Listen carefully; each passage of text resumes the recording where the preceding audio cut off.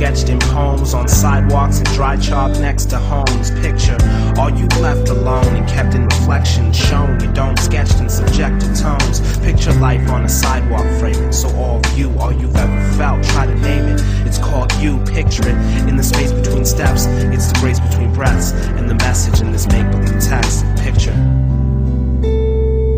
God exhaled, the moon shivered in a blue river, stardust fell. Through space released and gave its peace to a man in his place beneath, graciously as he laid asleep, draped in sheets with his honest wife in the gold days of his old age. And on this nice August night, his soul raised. He saw this light, the calmest bright like Coldplay. It was all yellow and in its gold rays he saw his plight as it showed him the youth that he forgot about, like how he blocked the spout on his house's hose and not let the water out. He thought it out and wondered how he remembered it all.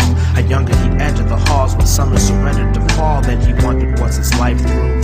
In slumber under this bright moon, like skies after thunder, the light grew and more from the limitless stash of images flashed, poured from the reservoir to mimic his past. He saw himself with his wife growing old, his children's lives he filled with pride as the light showed his soul and his brilliance died.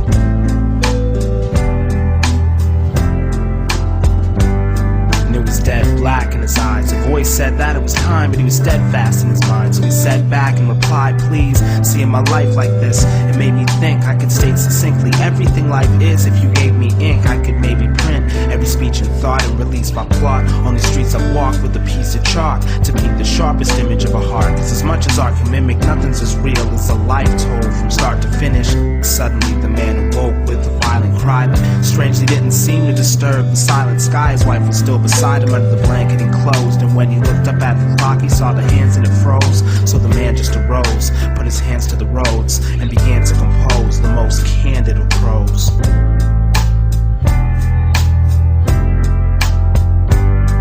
So he wrote every quote spoken and left every breath kept sketched in the next step of concrete. Then death crept and led him to his bed. As the sun began to rise, he titled his surprise the story of the man that died. Then his wife and the townsfolk awoke and were shocked, first by his passing, but then by what he wrote with his chalk. They got the roads blocked by a flock of postmen and cops. He rode from his lot to the edge of town close to the docks, where he used to watch the boats and often joke with his pops. His folks had not long ago passed, and now both with them walked.